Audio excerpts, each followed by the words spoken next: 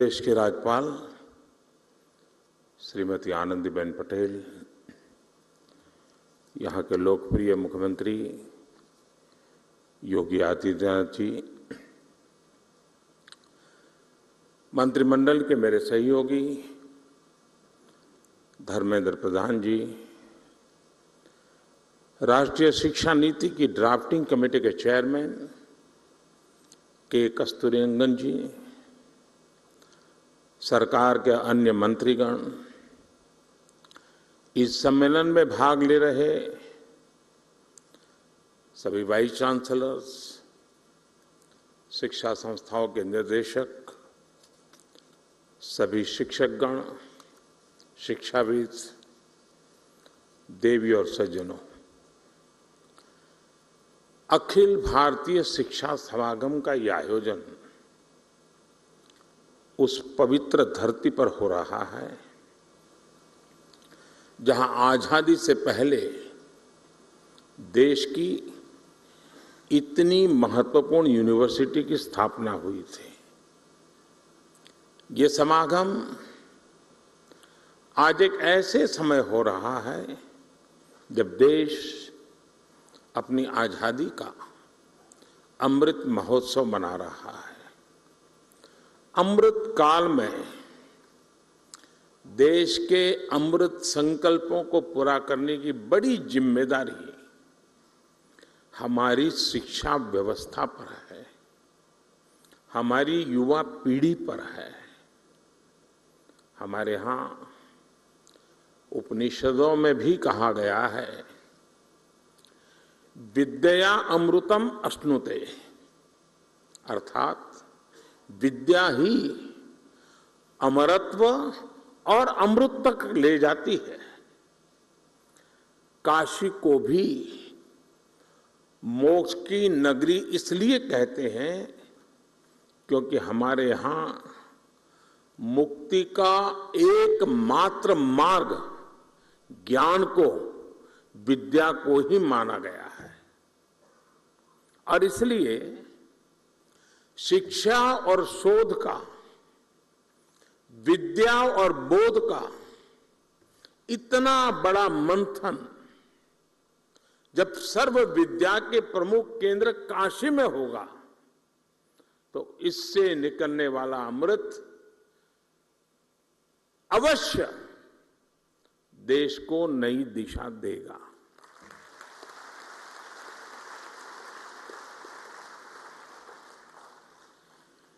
मैं इस अवसर पर महामना मालवीय जी के चरणों में नमन करते हुए इस आयोजन के लिए आप सभी को शुभकामनाएं देता हूं। मैं काशी का सांसद हूं। मेरी काशी में आप पधारे हैं तो एक प्रकार से मैं होस्ट भी हूं।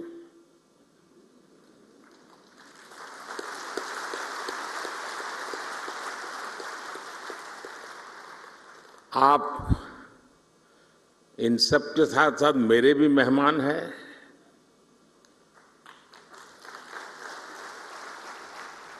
मुझे विश्वास है कि व्यवस्थाओं में ज्यादा आपको असुविधा नहीं होगी। प्रबंध करने का सबने भरपूर प्रयास भी किया होगा, लेकिन फिर भी अगर कोई कमी रह गई है तो वो दोष मेरा रहेगा।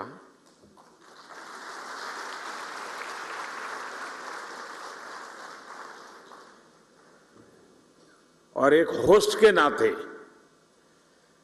कोई भी आपको असुविधा हो जाए तो उसकी क्षमा मैं पहले से मांग लेता हूं। साथियों, मैं अभी एक कार्यक्रम करके आ रहा हूं। यहां मध्याह्न भोजन के लिए एक सेंट्रलाइज्ड किचन का काम था, लेकिन वहां मुझे मेरी काशी की सरकारी स्कूल के 10-12 साल की उम्र के बच्चों के साथ गप्पे गोष्ठी करने का अवसर मिला।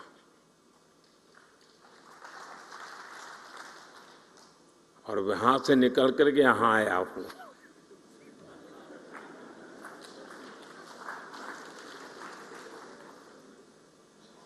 और मैं उनसे सुनकर के आया हूं और आपको सुनाने आया हूं।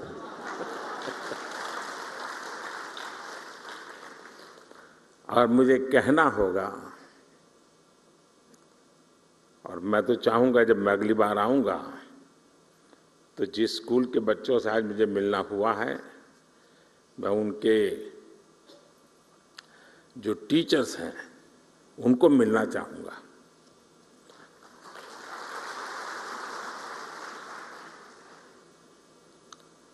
आप कल्पना कर सकते हैं कि ऐसा विचार मुझे क्यों आया होगा।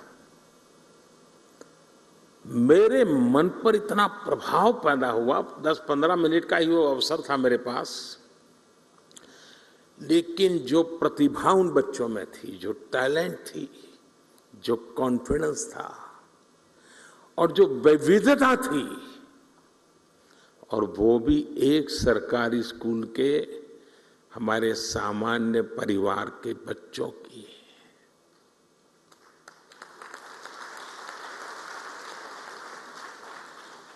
जो टैलेंट वो बच्चे वहां प्रस्तुत कर रहे थे, आपके परिवार में भी अगर आपका पोता नाती अगर ऐसी टैलेंट आपके सामने रखेगा, तो जब भी मेहमान घर में आएंगे आप उसको खड़ा कर देंगे, जरा देखो मेहमान आए वो तुम सुनाओ।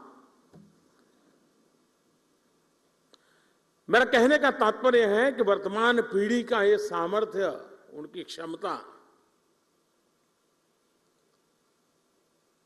जब वो आप जहां हैं वहां पहुंचेंगे, पद पे नहीं, उस इंस्टीट्यूट में, आप तो नहीं होंगे, आप ऐसे इंस्टीट्यूट बना के जाएंगे कि इस प्रतिभा के बच्चे आने वाले दिनों में आने वाले हैं, उनको वहां कमी नजर ना आए।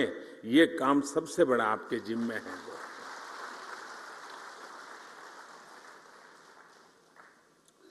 और मुझे विश्वास है कि अगले 3 दिनों तक यहां जो चर्चा और विमर्श होगा, उससे राष्ट्रीय शिक्षा नीति के क्रियान्वयन को प्रभावी दिशा मिलेगी।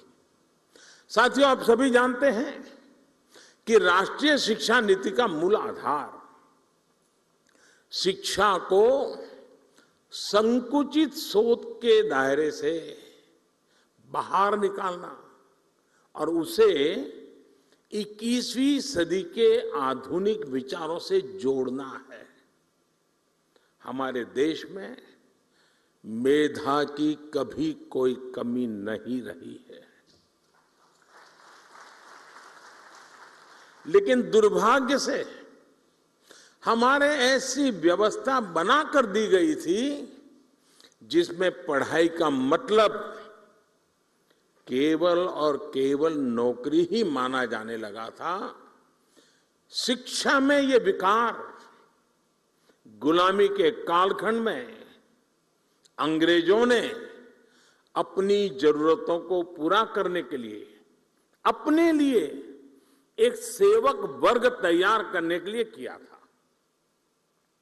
आजादी के बाद इसमें थोड़ा बहुत बदलाव हुआ भी, लेकिन बहुत सारा बदलाव रह गया। अब अंग्रेजों की बनाई व्यवस्था कभी भी भारत के मूल स्वभाव का हिस्सा नहीं थी और न हो सकती है। अगर हम हमारे देश के पुराने कालखंड की तरफ नजर करें, हमारे यहां शिक्षा में अलग अलग कलाओं की धारणा थी, और बनारस तो, मेरी काशी तो इसका जीवंत उदाहरण है।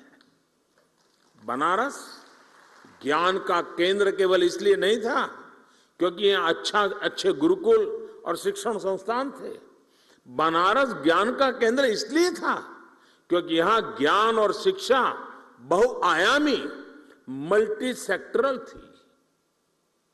शिक्षा में यही विविधता हमारी शिक्षा व्यवस्था का भी प्रेरणा स्रोत होनी चाहिए। हम केवल डिग्री धारक युवा तैयार न करें, बल्कि देश को आगे बढ़ने के लिए जितने भी मानव संसाधनों की जरूरत हो, हमारी शिक्षा व्यवस्था वो देश को उपलब्ध कराए, देश को दे। इस संकल्प का नेतृत्व हमारे शिक्षकों और शिक्षण संस्थानों को करना है। हमारे शिक्षक जितनी तेजी से इस भावना को आत्मसात करेंगे, छात्र छात्राओं को, देश के युवाओं को उतना ही ज्यादा, देश के आने वाले भविष्य को भी उतना ही ज्यादा लाभ होगा। साथियों, नए भारत के निर्माण के लिए नई व्यवस्थाओं का निर्माण, आधुनिक व्यवस्थाओं का समावेश उतना ही जरूरी है।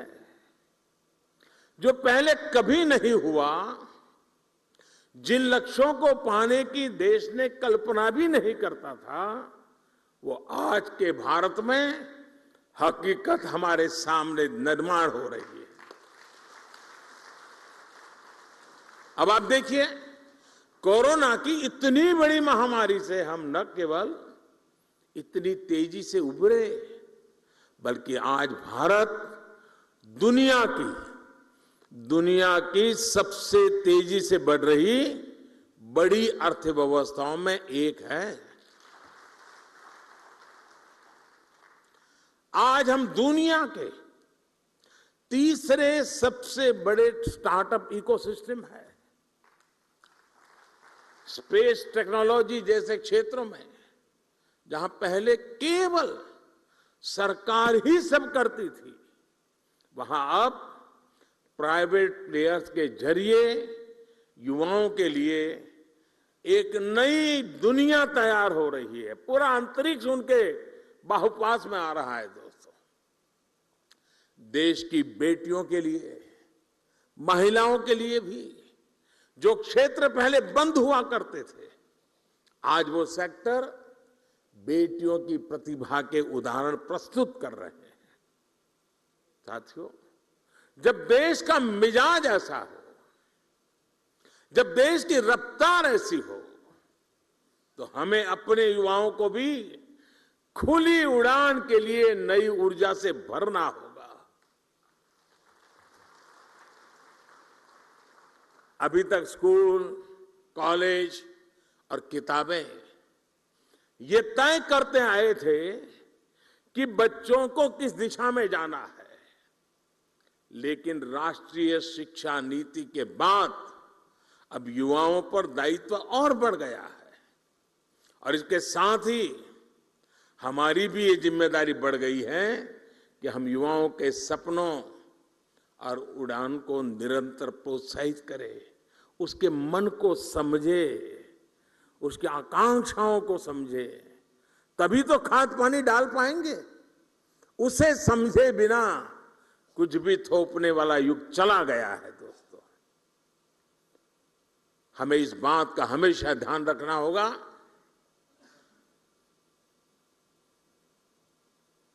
हमें वैसा ही शिक्षण, वैसी ही संस्थानों की व्यवस्थाएं,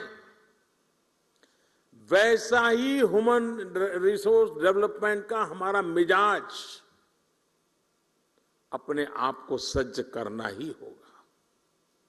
नई नीति में पूरा फोकस बच्चों की प्रतिभा और चॉइस के हिसाब से उन्हें स्किल्ड बनाने पर है।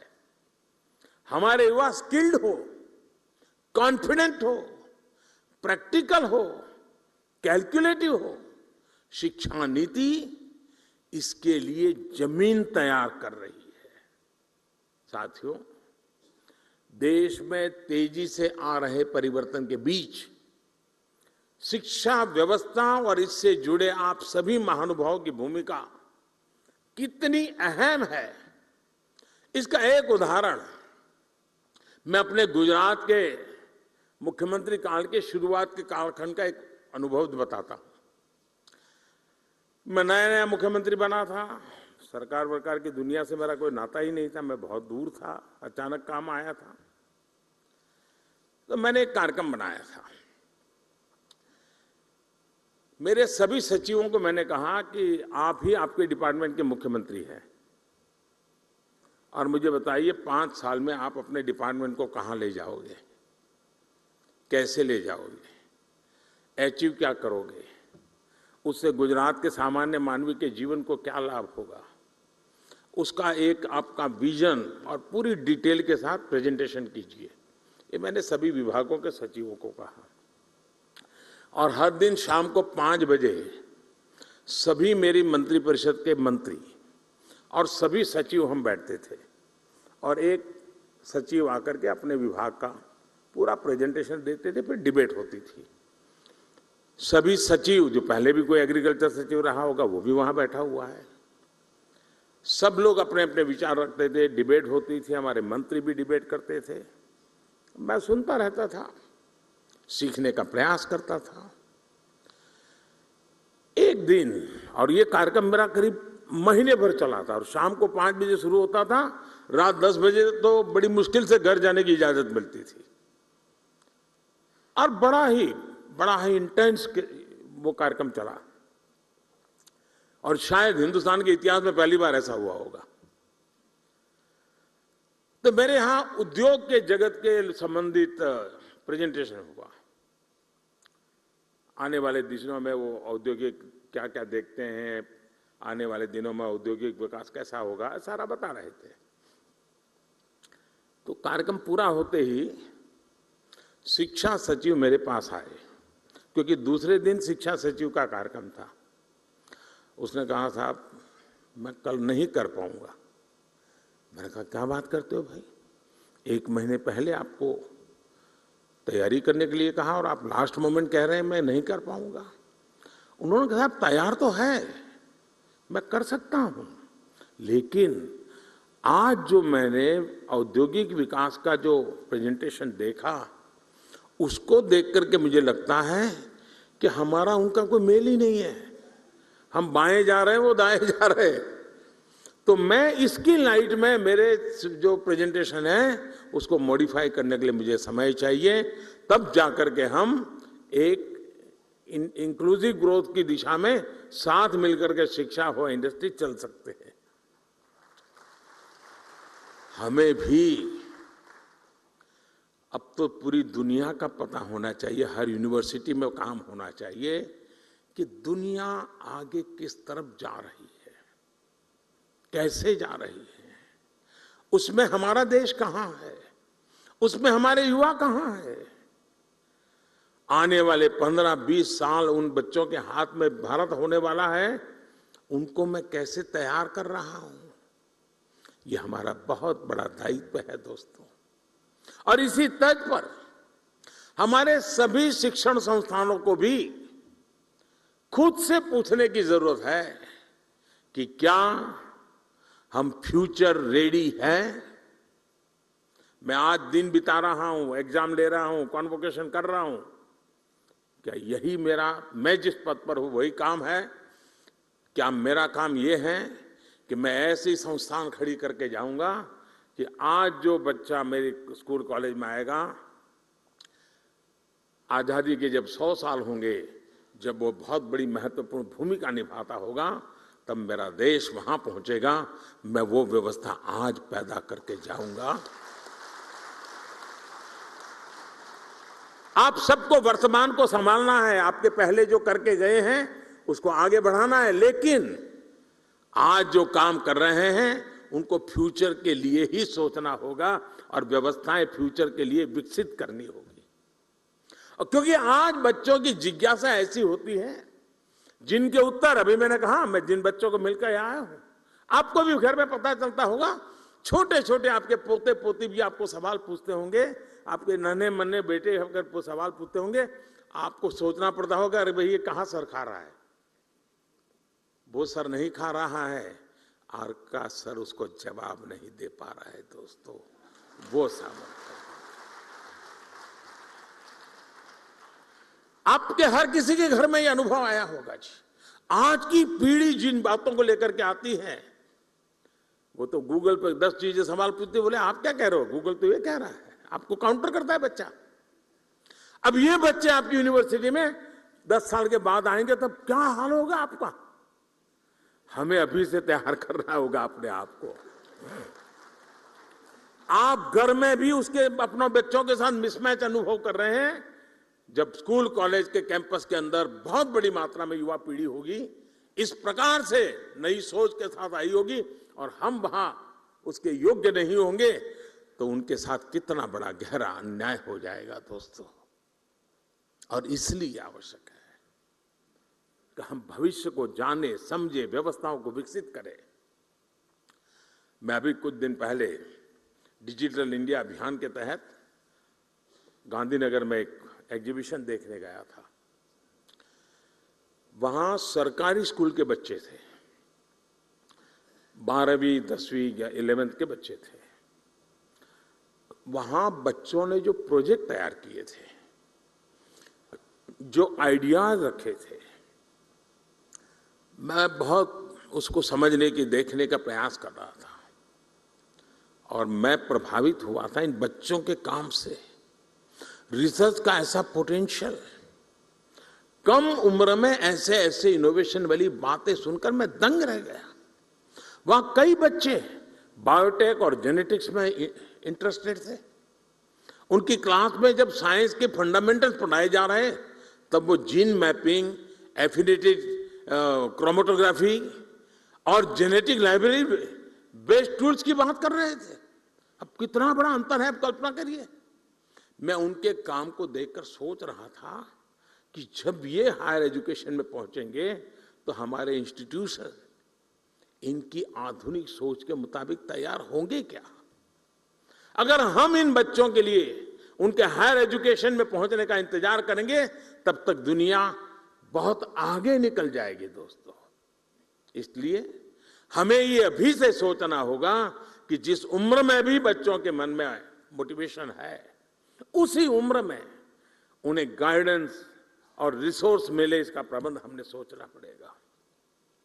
हमें अपने संस्थान में ऐसी व्यवस्था तैयार करने पर काम करना चाहिए। साथियों, इस महीने के आखिर में 29 जुलाई को राष्ट्रीय शिक्षा नीति को 2 साल पूरे होने वाले हैं। और अभी धर्मेंद्र जी बता रहे थे कि बड़े मंथन के बाद ये शिक्षा नीति बनाई। कस्तूररंगन जी ने बहुत अच्छा नेतृत्व दिया, उसके कारण ये संभव हुआ। और इतना विविधता भरा देश और राष्ट्रीय शिक्षा नीति का इस प्रकार से स्वागत हो, ये अपने आप में बहुत बड़ी सिद्धि है जी, बहुत बड़ी सिद्धि है। लेकिन इसकी विशेषता देखिए, इसको बनाने में तो मंथन हुआ। आमतौर पर सरकार का स्वभाव होता है, एक डॉक्यूमेंट बन जाता है, वो डॉक्यूमेंट समय के भरोसे छोड़ दिया जाता है, कुछ व्यक्तियों के भरोसे जोड़ जाता है।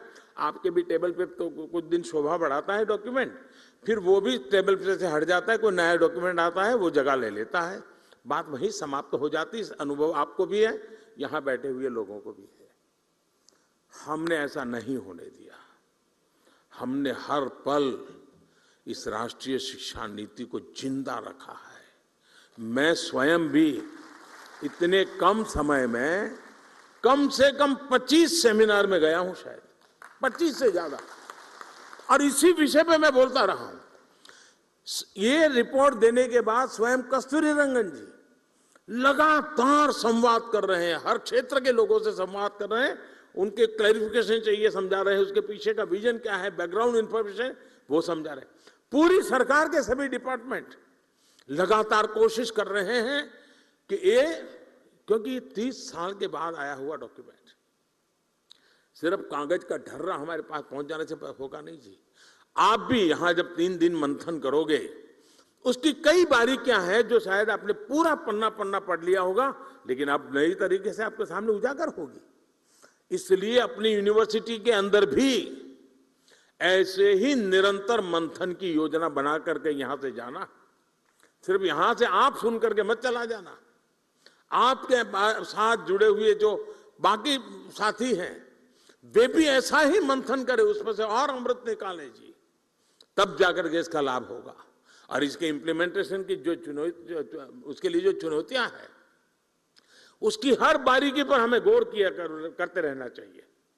साथियों, आज जब कोई काम अपने हाथों में लेता है तो समस्याएं का समाधान भी तेजी से निकलता है। समस्या समझ करके यार मैं कहां पढ़ूं इसमें, तो समाधान कभी नहीं निकलता है। साथियों, इन 2 सालों में देश राष्ट्रीय शिक्षा नीति को लागू करने की दिशा में कई ठोस कदम उठा चुका है। इस दौरान एक्सेस, क्वालिटी और फ्यूचर रेडीनेस जैसे जरूरी विषयों पर हुई वर्कशॉप ने भी बहुत बड़ी मदद की है। देश विदेश के एकेडमिशियंस, इनसे जो चर्चाएं हुई, मेरा भी देश के शिक्षा मंत्रियों के साथ, शिक्षाविदों के साथ जो संवाद हुआ, उसने भी इसी गति को आगे बढ़ाया है। और अभी कुछ दिन पहले हमारे धर्मेंद्र जी ने देश भर के शिक्षा मंत्रियों को भी बुलाया था, जैसे आपके साथ चर्चा कर रहे हैं उनके साथ भी की थी। लगातार कोशिश हो रही है कि इन चीजों को हम 100% साकार कैसे कर पाए।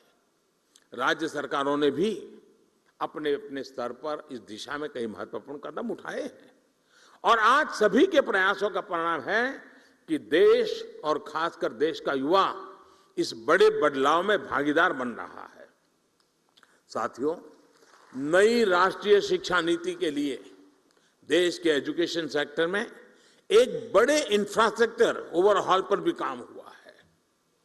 आज देश में बड़ी संख्या में नए कॉलेज खुल रहे हैं, नए विश्वविद्यालय खुल रहे हैं, नए आईआईटी और नए आईआईएम की स्थापना हो रही है। 2014 के बाद से देश में मेडिकल कॉलेजों की संख्या में 55% की वृद्धि हुई है। युवाओं को बेहतर अवसर देने के लिए यूनिवर्सिटीज में समान स्टैंडर्ड के लिए इस वर्ष कॉमन यूनिवर्सिटी एंट्रेंस टेस्ट भी लागू किया गया है। ऐसे ही कई और भी रिफॉर्म्स किए गए हैं। देश के इन प्रयासों का परिणाम है कि वर्ल्ड यूनिवर्सिटी रैंकिंग में भारतीय संस्थानों की संख्या में धीरे धीरे प्रवेश हो रहा है, संख्या में वृद्धि हो रही है। ये बदलाव केवल शुरुआत है, अभी हमें इस दिशा में लंबी दूरी तय करना है। साथियों, मुझे ये भी संतोष है कि राष्ट्रीय शिक्षा नीति अब मातृभाषा में पढ़ाई के रास्ते खोल रही है। इसी क्रम में संस्कृत जैसी प्राचीन भारतीय भाषाओं को भी आगे बढ़ाया जा रहा है।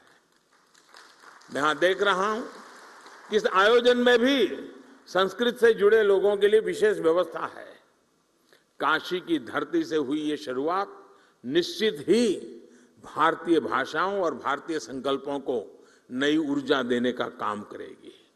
साथियों, मुझे पूरा विश्वास है आने वाले समय में भारत दुनिया में वैश्विक शिक्षा का एक बड़ा केंद्र बनकर उभर सकता है। भारत न केवल दुनिया के युवाओं के लिए एजुकेशन डेस्टिनेशन बन सकता है, बल्कि दुनिया के देशों में भी हमारे युवाओं के लिए नए अवसर बन सकते हैं। इसके लिए हमें अपने एजुकेशन सिस्टम को इंटरनेशनल स्टैंडर्ड्स पर तैयार करना होगा। इस दिशा में देश लगातार प्रयास भी कर रहा है। हायर एजुकेशन को इंटरनेशनल स्टैंडर्ड के हिसाब से तैयार करने के लिए नई दिशा निर्देश जारी किए गए हैं। करीब 180 उच्च शिक्षा संस्थानों में अंतर्राष्ट्रीय मामलों के लिए विशेष कार्यालय की स्थापना भी की गई है। मैं चाहूंगा कि आप सभी इसी दिशा में न केवल जरूरी विमर्श करें, बल्कि भारत के बाहर की व्यवस्थाओं से भी परिचित होने का प्रयास करें। ये नई व्यवस्थाएं भारत की शिक्षा व्यवस्था को अंतर्राष्ट्रीय अनुभवों से भी जोड़ने में मदद करेगी। साथियों, इन 3 दिनों में आप लोग अलग अलग सेशन में कई महत्वपूर्ण विषयों पर चर्चा करने वाले हैं। मैं चाहूंगा कि आपकी इस चर्चा से देश के लिए अलग अलग क्षेत्रों में नए रास्ते खुले, युवा पीढ़ी का मार्गदर्शन हो। दुनिया के कई देशों ने अलग अलग क्षेत्रों में जो रफ्तार पकड़ी है, उसमें एक बड़ा योगदान वहां की यूनिवर्सिटीज का भी है। यूनिवर्सिटी लगातार सामाजिक, आर्थिक और वैज्ञानिक विषयों पर रिसर्च करती है, सरकार को सुझाव देती है। यही कल्चर, यही कार्य पद्धति हमें अपने यहां भी विकसित करने की जरूरत है। इससे यंग जनरेशन को देश और देश की नीतियों की समझ आती है और उसकी संभावनाओं से भी परिचित होते हैं। मेरा हमेशा से मानना रहा है कि देश के युवाओं की इनोवेटिव सोच और नए आइडिया से नई व्यवस्थाओं को भी ज्यादा से ज्यादा जुड़ना चाहिए। इससे फ्रेश टैलेंट आता है, फ्रेश आइडियाज आते हैं। मैं चाहूंगा कि इसे लेकर भी आप सब चर्चा करें, कोई रोड मैप तैयार करें। यूनिवर्सिटी कैसे सरकार के साथ अलग अलग क्षेत्रों में पार्टनरशिप कर सकती है, इस बारे में भी सोचा जाना चाहिए। अपनी एक्सपर्टीज आपको ही तय करनी है। आप जिस क्षेत्र में हैं उसे लेकर सर्वे और स्टडी करें, सरकार को सुझाव दें।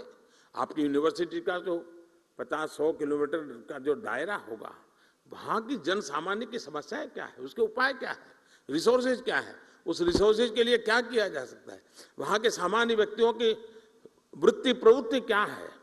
आपके स्टूडेंट को एक प्रोजेक्ट मिल जाएगा, स्थानीय रूप से बढ़िया रिपोर्ट बनेगा।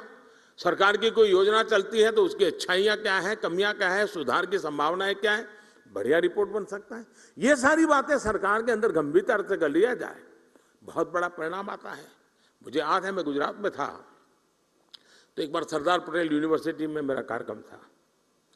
सरदार पटेल यूनिवर्सिटी के लोगों ने रूरल डेवलपमेंट पे काफी रिसर्च करके कुछ किताबें तैयार की थी। उस दिन उन्होंने मुझे गिफ्ट की। मैंने जरा बड़ी बारीकी से उसको देखा, मुझे बड़ा इंटरेस्ट लगा। मैंने डिपार्टमेंट को काम दिया। मैंने कहा, भाई ये जो स्टूडेंट्स ने काम किया है, आप जरा देखिए सरकार जहां जा रही है और ये बच्चे जो कह रहे हैं उसमें कितना अंतर है, और आप हैरान हो जाएंगे। उसमें से बहुत सी चीजें मुझे रूरल डेवलपमेंट के मेरे काम में इतनी मदद आई। विद्यार्थियों ने, टीचर्स ने किया हुआ काम था, जो सरकार में एयर कंडीशन कमरे में बैठ करके निर्णय करना मुश्किल होता है जी।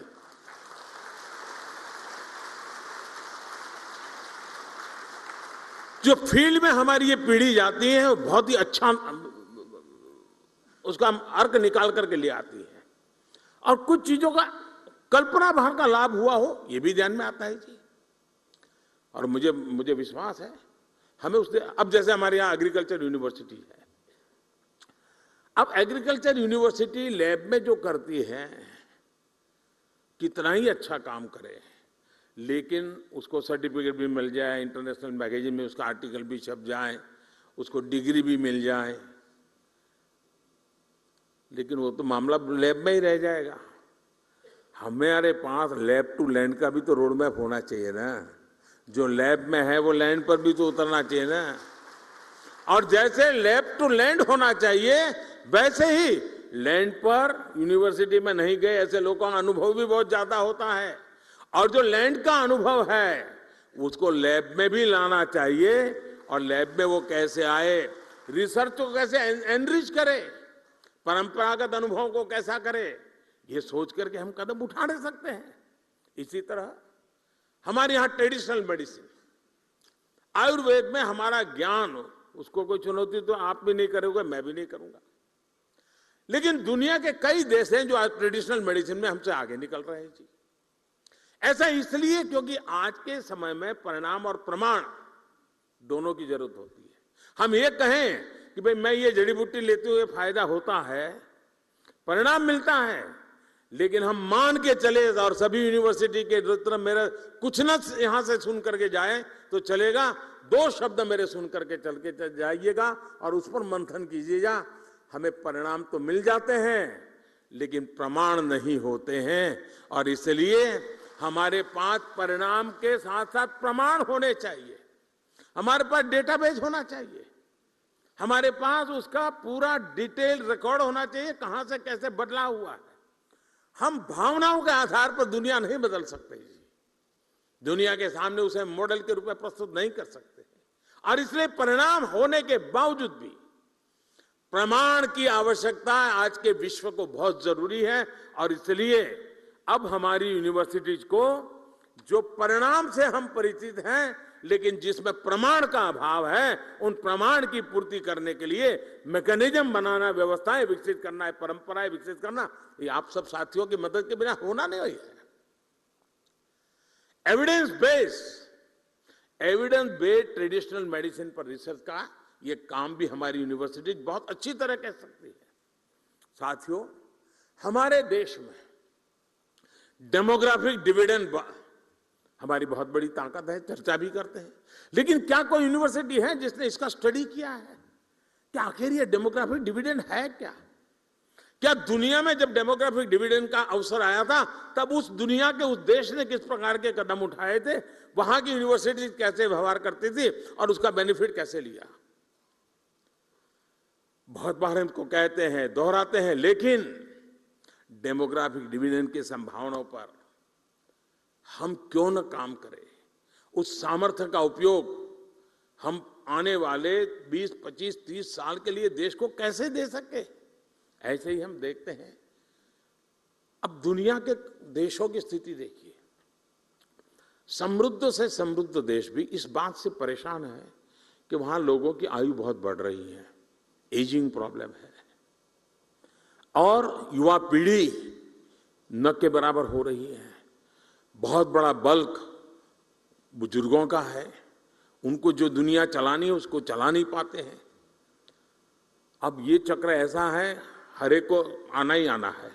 आज हमारा देश युवा है, कभी हमारा देश भी ऐसा ही होगा जिसमें युवा कम होंगे, वृद्ध ज्यादा होंगे। वो दिन आने वाले हैं। क्या दुनिया में अभी से कोई है जो इस प्रकार के वृद्धत्व के कारण उस देश की जो स्थितियां बनी है उसके सॉल्यूशन के लिए उन्होंने रास्ते क्या खोजे हैं?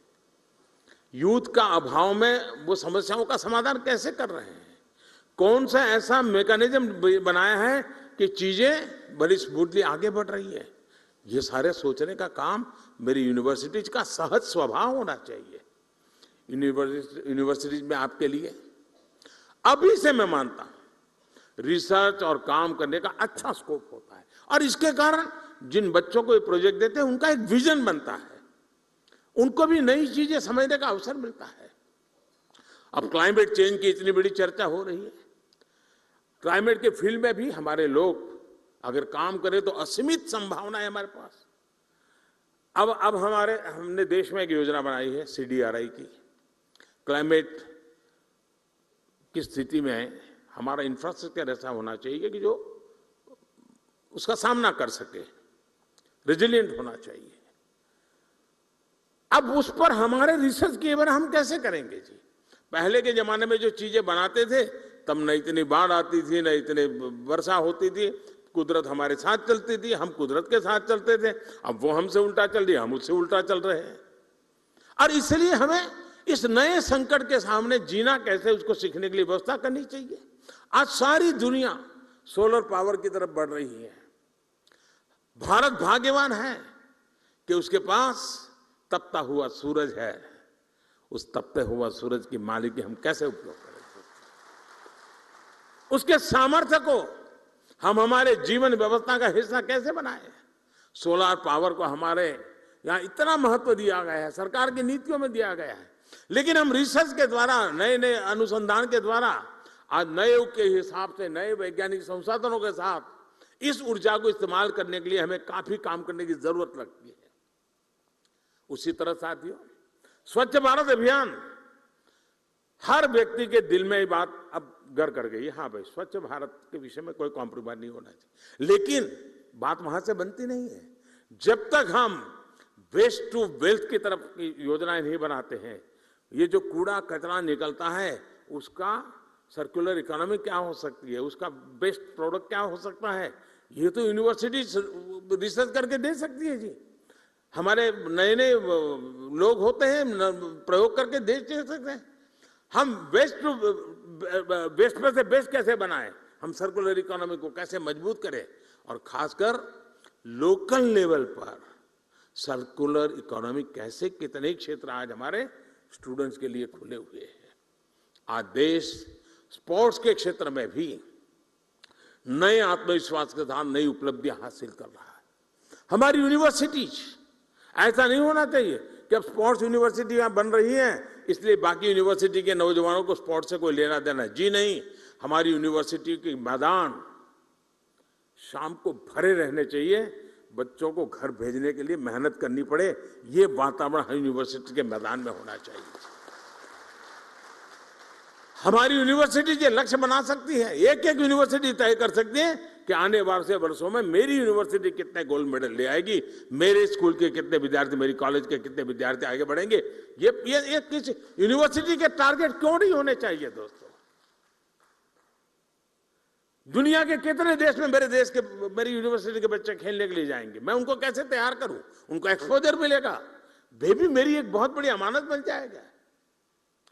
साथियों, मैं स्ट्रे विचारों को इसलिए रख रहा हूं, अनगिनत संभावनाएं हैं और राष्ट्रीय शिक्षा नीति ने आपके हाथ में अवसर दिया है जो पिछले वर्षों में हमारे पास नहीं था। इस राष्ट्रीय शिक्षा नीति का आया है, ये हमारा काम है उसको आगे बढ़ाए। साथियों, हम सबको याद रखना होगा कि देश के भविष्य निर्माण का राष्ट्रीय शिक्षा नीति का नेतृत्व आप सब साथियों के हाथ में है।